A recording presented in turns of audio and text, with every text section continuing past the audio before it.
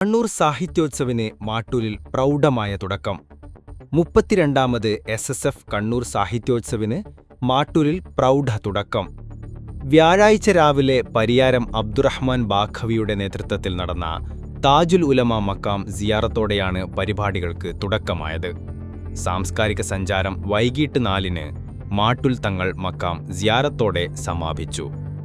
ജില്ലയിലെ വിവിധ മഖാമുകളിൽ നടന്ന സിയാറത്തുകളിൽ നിരവധി പേർ സംബന്ധിച്ചു. പുസ്തകോത്സവം സെയ്ദ് സുഹൈൽ അസ്-സഖാഫ് ഉദ്ഘാടനം ചെയ്തു. കേരളത്തിലെ പ്രഗത്ഭരായ വിവിധ പ്രസാധകരുടെ 100 കണക്കിന് പുസ്തകങ്ങൾ വായനപ്രേമികളിൽ കൗതുകമുണർത്തി.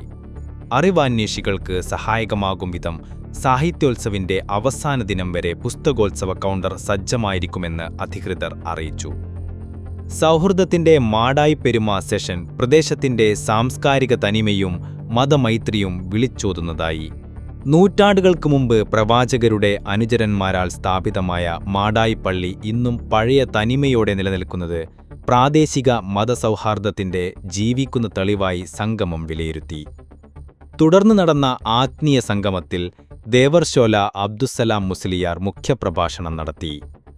ഇന്നലെ വൈകിട്ട് 4-ന് നടന്ന നേതൃസംഗമത്തിന് SSF ജില്ലാ പ്രസിഡന്റ് BA അജീർ സഖാഫിയും രാത്രി നടന്ന പ്രകീർത്തന സദസ്സിന് പട്ടുവം അബ്ദുസ്സമദ് അമാനിയും നേതൃത്വം നൽകി.